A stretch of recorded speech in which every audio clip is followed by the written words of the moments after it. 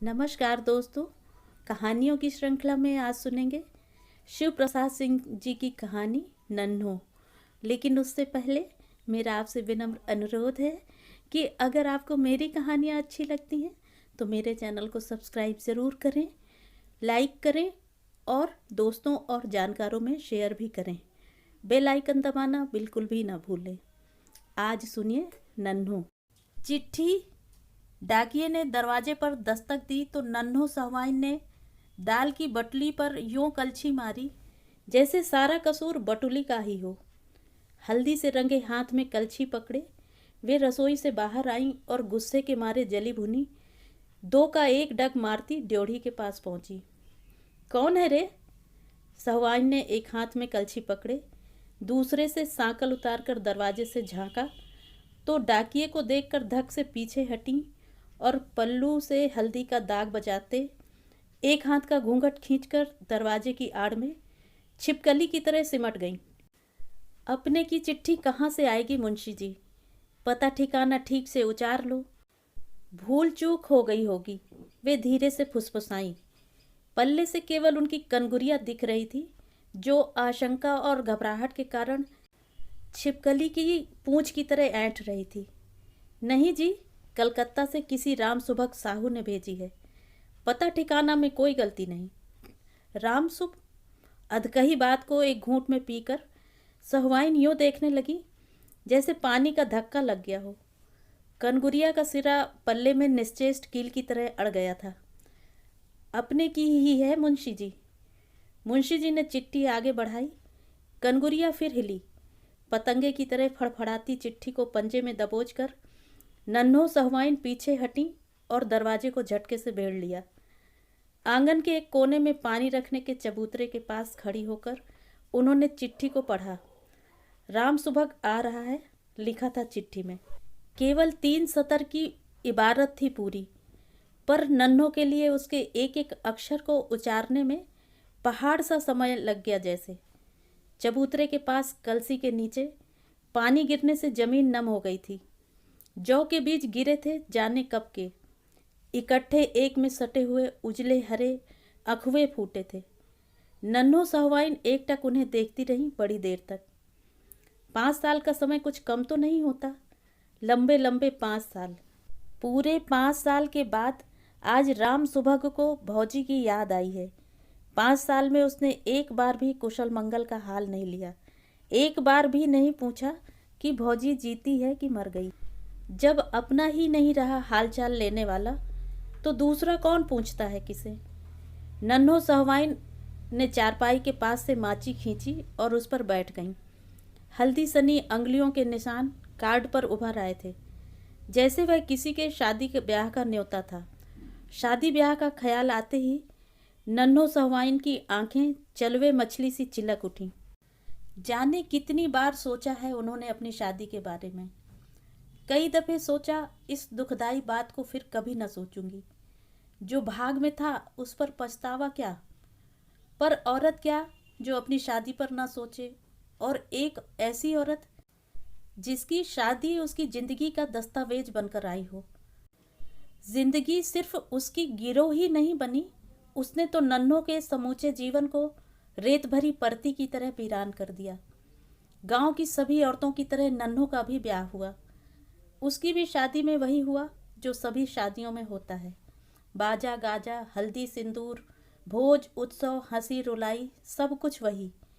एक बात में जरूर अंतर था कि नन्हो की शादी उसके मायके में नहीं, ससुराल में हुई। इस तरह की शादियां भी कोई नई नहीं हैं।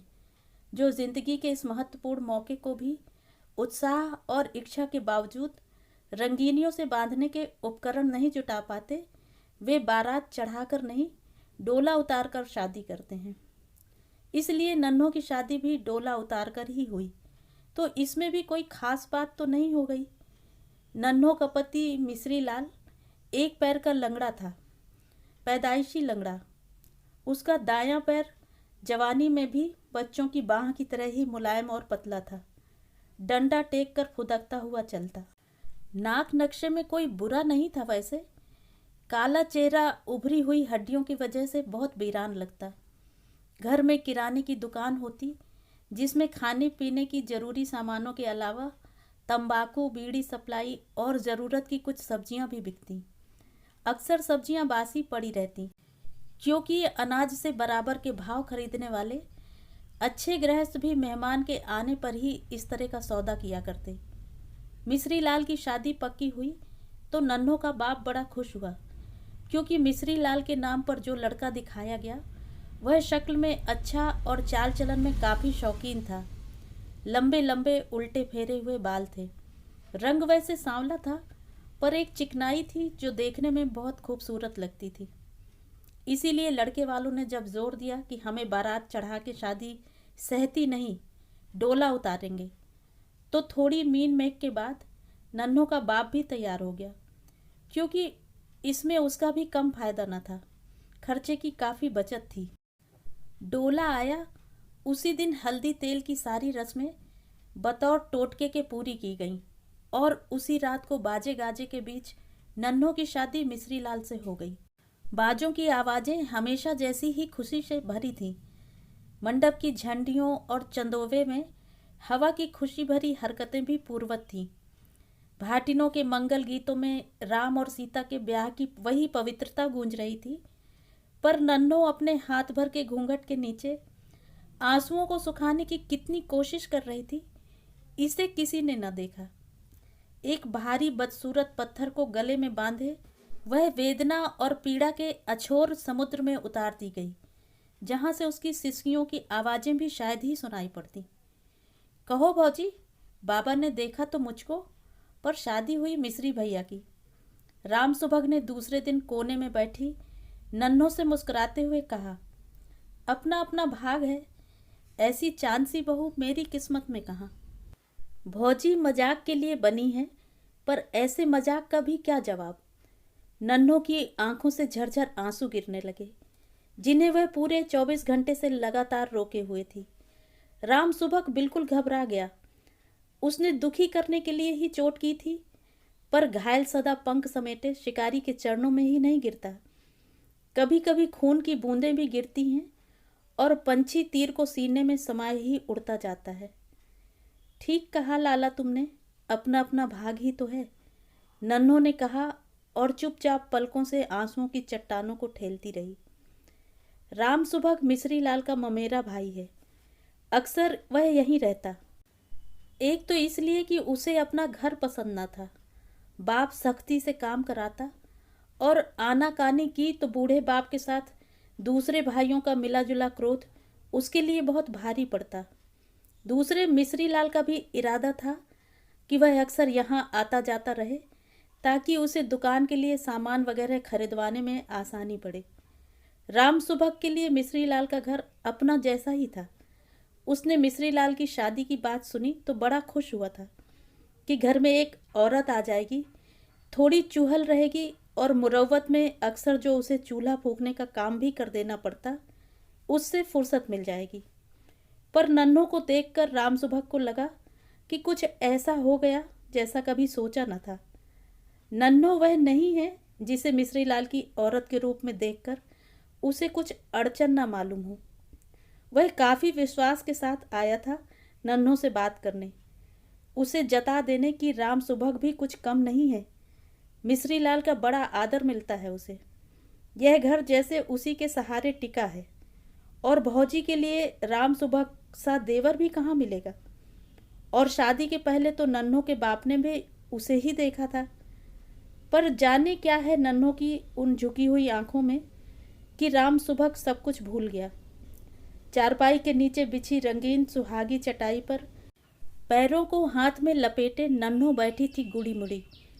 उसकी लंबी बरौनियाँ बारिश में भीगे तितली के पैरों की तरह नम और बिखरी थी, और वह एकटक कहीं देख रही थी, शायद मन के भीतर किसी बालियों से लदी फसल से ढके लहराते हुए एक खेत को, जिसमें किसी ने अभी अभी जलती हुई लुआठी फेंक दी हो। राम सुभग बड़ी देर तक वैसे ही चुप बैठा रहा। वह कभी आंगन में देखता था, कभी मुंडेर पर। वह चाहता था कि चुप्पी को नन्हों ही तोड़े, वह कुछ कहे, अपने मन से ही जो कहना ठीक समझे। क्योंकि उसके कहने से शायद बात कुछ ठीक बने न बने, पर नन्हो तो कुछ बोलती ही नहीं। ब्याह के दूसरे दिन से रस्म रिवाज पूरे हो रहे थे। कमारी डाले में अक्षत सिंदूर लेकर गांव की तमाम सतियों के चौरे पूज आई थी और सबसे मिश्री लाल की मृत माँ की ओर से वर वधू के लिए आशीर्वाद मांग आई थी। रात भर गाने से थकी हुई भाटिनें अपने मोटे और भौड़े स्वरों में अब भी राम और सीता की जोड़ी की असीसें गा रही थी। कुछ बचे कुचे लोग एक तरफ बैठे खा रहे थे। पूर्वे पत्तल इधर उधर बिखरे पड़े थे। अच्छा भौजी, राम सुबह इस मौन को और न झेल सका। चुपचाप उठकर आंगन में चला आया। क्यों बबुआ, भौजी पसंद आई? एक मनचली भाटिन ने मोटी आवाज में पूछा। हाँ हाँ, बहुत। राम सुबह इस प्रश्न की चुभन को भांप गया था। उसने मुस्कुराने की कोशिश की, पर गर्दन ऊपर न उठ सकी। वह चुपचाप सिर झुकाए दालान में जाकर मिश्री लाल के पास चारपाई पर बैठ गया। उस समय मिश्री लाल तो एक नाते रिश्ते के लोगों से बातें कर रहा था। पीले रंग की धोती उसके काले शरीर पर काफी फप रही थी, पर उसके चेहरे की वीरानी में कोई अंतर न था। खुशी उसके चेहरे पर ऐसी लग रही थी जैसे किसी ने मुरझीली पिचकी हुई डिबिया में कपूर रख दिया हो। उसके दाहिने हाथ का कंगन एक मरे हुए मकड़े की तरह फूल रहा था। जाने क्यों आज राम सुबह को मिश्री लाल बहुत बदसूरत लग रहा था। शादी के कपड़ों में कोई ऐसा भद्दा लगता है, यह राम सुबह ने पहली बार देखा। सुबह, मिश्री लाल ने बातचीत से निपटकर दालान में एकांत देखकर पूछा। क्या रे भौजी, कैसी लगी? सच कहना, अपनों से क्या दुराव? गया था ना, कुछ कह रही थी? नहीं तो, राम सुबह ने कहा। काफी हंसमुख है। वैसे मायका छूटने पर तो सभी दुल्हनें थोड़ी उदास रहती हैं। मिश्री लाल अजीब तरीके से हंसा। अरे वाह रे सुब्भू, तू तो भाई दुल्हनें पहचानने में बेजोड़ निकला। उदास क्यों लगी है भला वह? किसी परिवार वाले में आती, सास जिठानियों की धौंस से कलेजा फट जाता। दिन रात काँव काँव। यहाँ तो बस दो परानी हैं, राज करना है कि नहीं? राम सुबह गर्दन झुकाए चारपाई के नीचे देख रहा था। उसने वैसे ही हामी भर दी जैसे उसने पूरी बात सुनी ही न हो। मिश्री साह, दरवाजे से कमारी ने पुकारा। बाबा जी बुला रहे हैं चौके पर। कंगन छूटने की साइत बीत रही है। मिश्री लाल धीरे से उठा और फुदकता हुआ चौके पर जा बैठा। लाल चूनर में लपेटे गुड़िया की तरह उठाकर नन्हों को कमारी ले आई और उसने मिश्री लाल की बगल में बिठा दिया। मिश्री लाल की शादी हुए एक सतवारा बीत चुका था। इस बीच जाने कितनी बार राम सुबह नन्हों के पास बैठा। नन्हों के पास बैठने में उसे बड़ी घुटन महसूस होती। उसे हर बार लगता कि वह गलती से आ गया। उसका मन हर बार एक अजीब किस्म की उदासी से भर जाता। वह सोचता कि अब उसके पास नहीं जाऊंगा, जो होना था सो हो गया, पर उसका जी ही नहीं मानता। नन्हों ने इस बीच मुश्किल से उससे दो चार बातें ही की होंगी। कभी शायद ही उसकी ओर देखा हो, पर पता नहीं उन झुकी हुई बरौनियों से घिरी आंखों में कैसा भाव है कि राम सुबह खिंचा चला आता है। वे आंखें उसको कभी नहीं देखती, वह कहीं और देखती हैं। पर उसका इस तरह देखना राम सुबह के मन में आंधी की तरह घुमड़ उठता है। वह बार बार सोचता है कि शायद नन्हों के बाप के सामने वह दूल्हा बनकर न खड़ा होता तो नन्हों आज यहाँ न होती। झुकी हुई पलकों से घिरी इन आंखों की पीड़ा उसी की उपजाई हुई तो है। वही दोषी है, वही अपराधी है। राम सुबह इसीलिए नन्हों के पास जाने को विकल हो उठता है, पर पास पहुंचने पर भी यह विकलता कम नहीं होती। उसकी माँ ने बहू की मुंह दिखाई देने के लिए 2 रुपए न्योता के भेजे थे, पर नन्हों को देखकर उसकी हिम्मत न होती कि वे रुपए माँ की ओर से उसे दे दे। वह बाजार से सिल्क का एक रुमाल भी खरीद लाया, रुपए उसी में बांध लिए, पर रुमाल हमेशा उसकी जेब में पड़ा रहा। वह उसे नन्हों को न दे सका। क्यों लाला, इतने उदास क्यों हो? एक दिन पूछा था नन्हों ने। यहाँ मन नहीं लगता? भाई भौजाइयों की याद आती होगी। नहीं तो उदास कहाँ हूँ, तुम जो हो, राम सुभग ने मुस्कुराते हुए कहा। हाँ, मैं तो हूँ ही, पर लाला, मैं तो दुख की साझीदार हूँ। सुख कहाँ है अपने पास जो दूसरों को दूं। उदासी में पली, उदासी में ही बढ़ी, जन्मी तो माँ मर गई, बड़ी हुई तो बाप को बोझ बनी। मैं भला दूसरे की उदासी क्या दूर कर सकूंगी। देखो भौजी, राम सुभग ने पूरी समझदारी से कहा, जो होना था वह तो हो गया। दिन रात घुलते रहने से क्या फायदा। कुछ खुश रहा करो, थोड़ा हंसा करो। नन्हो मुस्कुराने लगी। अच्छा लाला, तुम कहते हो तो खुश रहा करूंगी, हंसूंगी, पर बुरा ना मानना, बेबान के काम में थोड़ी देर लगती ही है। उस दिन राम सुबह बड़ा प्रसन्न था। सिर का भारी बोझ हट गया, जैसे किसी ने कलकते हुए कांटे को खींचकर निकाल दिया। नन्हों का मुस्कुराना भी अजब है, वह सोच रहा था। उदास रहेगी तब भी, मुस्कुराएगी तब भी, हर हालत में जाने क्या है उसके चेहरे में जो राम सुबह का मन उचाट देता है। गांव में घूमता रहे, बाजार से सौदा लाता रहे, लोगों के बीच में बैठकर गप्पे हाँकता रहे, नन्हों के चेहरे की सुध आते ही एक रस सूत झटके से टूट जाता। सोई सतह में लहरें वृत्ताकार घूमने लगती, सन्नाटे में जैसे मंदिर के घंटे की अनगूंज झनझना उठती। चैती हवा में गर्मी बढ़ गई थी, उसमें केवल नीम की सुवासित मंजरियों के गंध ही नहीं, एक नई हरकत भी आ गई थी। उसकी लपेट में सूखी पत्तियां, सूखे फूल, पकी फसलों की टूटी बालियां तक उड़कर आंगन में बिखर जाती। दोपहर में खाना खाकर मिश्री लाल दालान में सो जाता और राम सुबह बाजार गया होता या कहीं घूमने। नन्हो अपने घर में अकेली बैठी सूखे पत्तों का फड़फड़ाना देखती रहती। उसके आंगन के पास भी खंडहर में नीम का पेड़ था।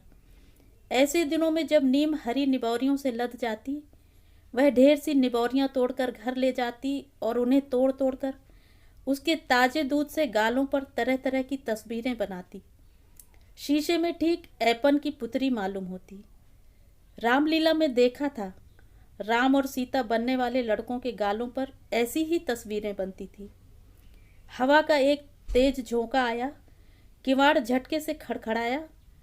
देखा, सामने राम सुबह खड़ा था, मुस्कुराता हुआ। भौजी, वह पास की चारपाई पर बैठ गया।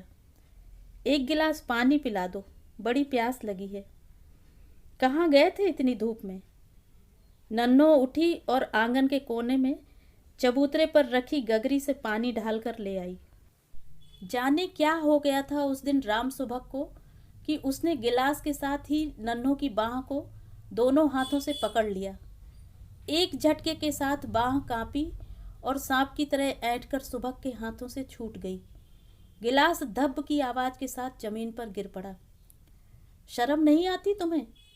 नन्हो सापिन की तरह पुकारती हुई बोली। बड़े मर्द थे तो सबके सामने बाह पकड़ी होती, तब तो स्वांग किया था। दूसरे के एवज बने थे, सूरत दिखाकर ठगहारी की थी।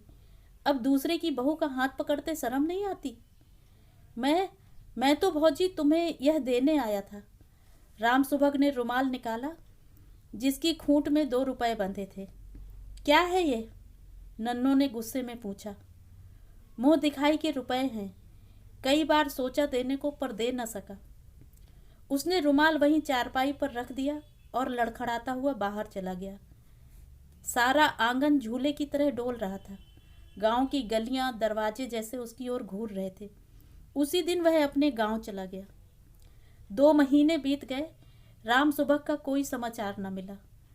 मिश्री लाल कभी उसकी चर्चा भी करता तो नन्हों को चुप देखकर 1-2 बातें चलाकर मौन हो जाता। दुकान के लिए सारी जरूरी चीजें राम सुबह ही खरीद कर लाता था। उसके न होने से मिश्री लाल को बहुत तकलीफ होती। किसी लद्दू टट्टू से या बैल वाले से सामान तो वह मंगवा लेता, पर चीजें मन माफिक नहीं मिलती और उनके साथ बाजार जाकर चीजें खरीदने में उसे काफी दिक्कत भी होती। दोपहर के वक्त जबकि सूरज सिर पर तपता होता, लू में डंडे के सहारे टेकता, पसीने से लथपथ किसी तरह वह घर पहुंचता।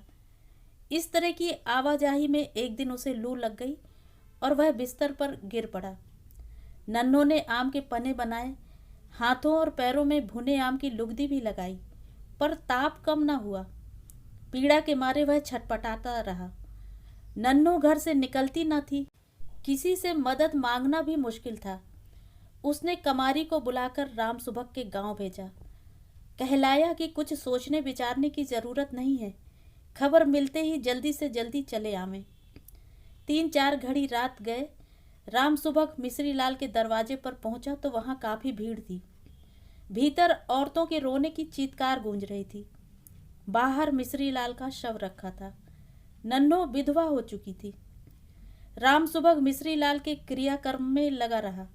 नन्हो से कुछ कहने की उसे फुर्सत ही न मिली। कभी सामने नन्हो दिख भी गई तो उसमें इतना साहस न हुआ कि सांत्वना के 2 शब्द भी कह सके।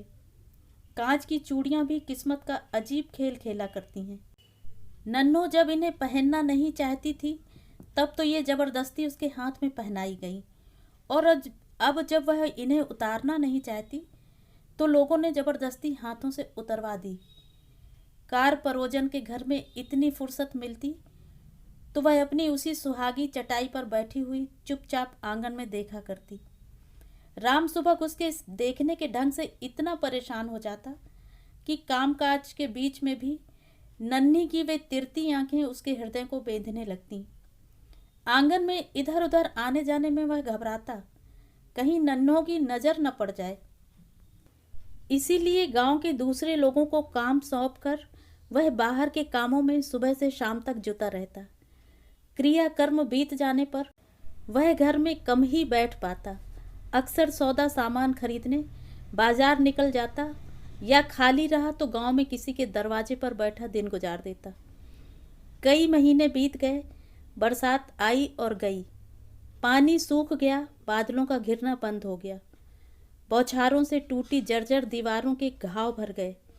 नई मिट्टी से सज संवर कर वे पहले जैसी ही प्रसन्न मालूम होती। ऐसा लगता जैसे इन पर कभी बौछार की चोट पड़ी ही न हो, कभी इनके तन पर ठेस लगी ही न हो। उस दिन चमटोली में गादी लगी थी। कार्तिक की पूनों को हमेशा यह गादी लगती।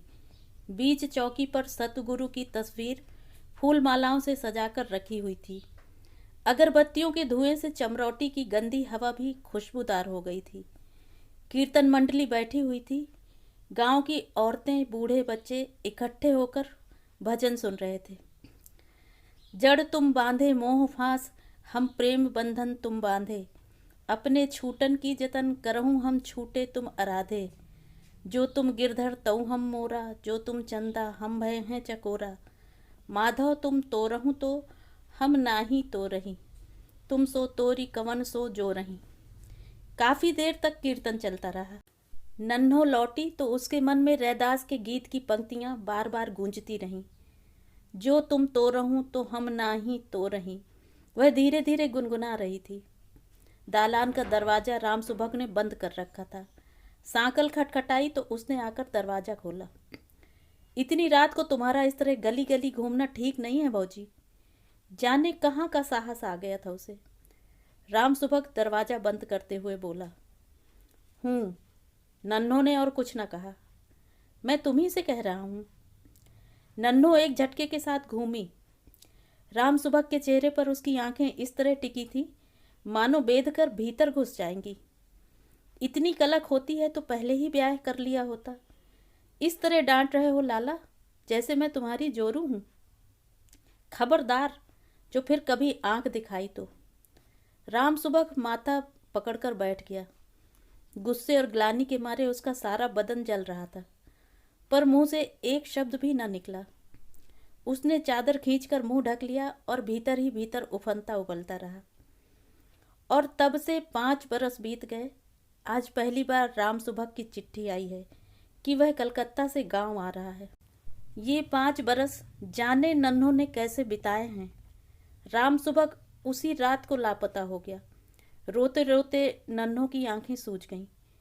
मेरा कोई न होगा, मैं अकेली रहने के लिए ही जन्मी हूँ। वह अपने को धिक्कारती कलपती। कभी मन पूछता, पर इसमें मेरी क्या गलती थी? मैं तो गादी देखने भर चली गई थी। कौन नहीं गई थी वहाँ? मैंने क्या कर दिया था ऐसा? हाँ, गलती ज़रूर थी। मैं विधवा हूँ, उत्सव तमाशा मेरे लिए नहीं है। बबुआ नहीं है क्या? दूसरे दिन शाम को कमारी ने पूछा था। देखो दुल्हन, मेरी बात मानो, सुबह से ब्याह कर लो। तुम्हारी जात में यह मना भी नहीं है।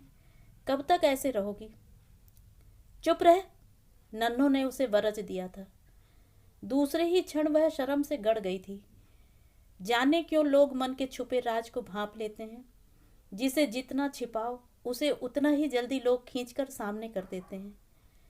चुप तो रहूंगी दुल्हन, पर पछताओगी। ऐसा दूल्हा हाथ ना आएगा। वह जिंदगी भर तुम्हारे लिए कुंवारा तो बैठा नहीं रहेगा। ऐसा मौका हमेशा नहीं आता। तुम्हारे बाबूजी ने तो उसी को देखा था। मिश्री लाल से तो ब्याह धोखे से हुआ। मैं कहती हूँ चुप कर। नन्हों की आंखें डबडबा आईं। जिनकी जिंदगानी में धोखा ही लिखा है, उसे कौन मेट सकता है? कमारी सक पकाकर चुप हो गई। आंसुओं की धार संभालना उसके वश के बाहर था। वह चुपचाप दरवाजा बंद कर चली गई। नन्हो चाची, नन्हो चाची, दुकान से कोई लड़का चीख रहा था। नन्हो माची पर से उठी और दुकान की ओर लपक कर चली। क्या है रे, क्यों चीख रहा है ऐसे? ये देखो, किसना बेर लेकर भाग रहा है, जन्नू ने हकलाते हुए कहा। वह ललचाई आंखों से लाल लाल बेरों से भरी टोकरी को देख रहा था। अच्छा, भाग रहा है तो भागने दे। तू भी ले और भाग यहाँ से। हल्ला मत मचाओ यहाँ। लड़के जेबों में बेर भरे खिलखिलाते हुए बाहर चले गए। नन्हों ने दरवाजा बंद कर लिया और रसोई में चली गई। कलकत्ता की गाड़ी शाम 7 बजे के करीब आती थी। नन्हों आंगन में चारपाई डाले लेटी थी। झिलंगी चारपाई थी मूंज की। पैरों में रेशों की चुभन अजीब किस्म की लगती। हवा पहले जैसी सर्द न थी। हल्की गर्मी गुलाबी रंग की तरह हर झकोरे में समाई हुई थी। नन्हों के खुले हुए काले बाल सिरहाने की पाटी से जमीन तक लटके हुए थे। वह चुपचाप नीले आसमान के तारों को देख रही थी। आंगन की पूर्वी दीवार की आड़ से शायद चांद निकल रहा होगा, क्योंकि उजला उजला ढेर सा प्रकाश मुंडेर की छाजन पर मिट्टी की पटरियों से टकराकर चमक रहा था। सांकल खटकी। भौजी, नन्हों ने दरवाजा खोला। सुबह था सामने। अंधेरे में वह उसे देखती रही। आ जाओ। पंखुरियों के चिटकने जैसी आवाज सन्नाटे में उभर कर खो गई। दोनों बिल्कुल खामोश थे। राम सुबह आंगन की चारपाई पर आकर बैठ गया। एक अजीब सन्नाटा दोनों को घेर कर बैठ गया था। खा पीकर राम सुबह जब सोने के लिए अपनी चारपाई पर गया तो माची खींचकर नन्हों उसके पास ही बैठ गई। क्यों बाबू, बहुत दिनों के बाद सुध ली? नन्हों ने ही बात शुरू की। बहुत दुबले हो गए हो। बीमार तो नहीं थे? नहीं तो, राम सुबह बोला। 5 साल तक तो भुलाने की कोशिश करता रहा भौजी, पर भूलता नहीं। मैंने कई बार सोचा कि चलकर तुमसे माफ़ी मांग लूं, पर हिम्मत ही ना हुई। अब की बार मैंने तय किया कि जो कहना है कह ही आऊं। मैंने अनजाने में गलती कर दी भौजी। मैं नहीं जानता था कि मेरी तनिक सी गलती इतना बुरा फल देगी। मैंने जो कुछ किया मिश्री भैया की खुशी के लिए ही, पर कसूर तो है ही, चाहे वह जैसे भी मन से हो। राम सुभग ने जमीन पर देखते हुए कहा।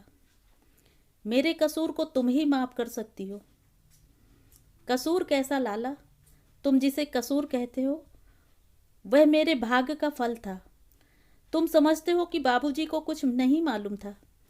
मालूम तो उन्हें तभी हो गया जब डोला भेजने की बात हुई। बिगड़ने वाली बात को सभी पहले से जान लेते हैं। जिनके पास बल है उसे होने नहीं देते, जो कमज़ोर हैं उसे धोखा कहकर छिपाते हैं। बाबू को सब मालूम हो गया था, पर अच्छे घर वर के लिए जो चाहिए वह बाबू कहाँ से लाते। इसमें तुम तो एक बहाना बन गए। तुम्हारा क्या कसूर है इसमें? नन्हों ने आंचल से आंखें पोंछ ली। राम सुबह बेवकूफ की तरह आंखें फाड़कर अंधेरे में नन्हों को देख रहा था। अच्छा बाबू, थके हो, सो, सवेरे फिर बातें कर लूंगी। नन्हों उठकर अपने कमरे में चली गई। राम सुबह 3 दिन तक रहा। 3 दिनों में शायद ही वह 1-2 बार गांव में घूमने गया। दिन रात नन्हों से बातें करना ही उसका काम था। दुनिया भर की बातें, कलकत्ता की, बाप की, माँ की, भाइयों और भौजाइयों की। नन्हों राम सुबह को एकदम बदली हुई लगती। उसकी आंखों में अब पहले जैसी तीखी चमक नहीं थी। उसके स्थान पर ममता और स्नेह का जल भरा था। अब वह एकटक सुनसान कोने को नहीं देखती थी, पर बरौनियों में नमी अब भी पहले जैसी ही थी। नन्हों को इस नए रूप में देखकर सुबह का मन नई आशा से भरने लगा। तो क्या यह सच हो जाएगा? क्या भाग्य की गणना फिर सही हो जाएगी? पर नन्हों से कुछ कह पाना उसके लिए सदा ही कठिन रहा है। वह आज भी पिछली 2 घटनाओं को भूला नहीं था, पर नन्हों भी तो ऐसी पहले न थी। आज नन्हों को फिर पुरानी बातें याद आ रही हैं। रैदास के गीत की वह पाँत जाने फिर क्यों बार बार याद आने लगी है। जो तुम तो रहूं तो हम नाही तो रही, तुम सो तोरी कवन सो जो रही। वह खुश है, प्रसन्न है, पर राम सुबह को चैन नहीं। शायद चलने की बात करूं तो वह कुछ खुलकर कहेगी। इसी आशा से उस दिन सुबह ही सुबह ने कहा, भौजी अब मैं गांव जाऊंगा, रात वाली गाड़ी से। क्यों बाबू, मन नहीं लग रहा है?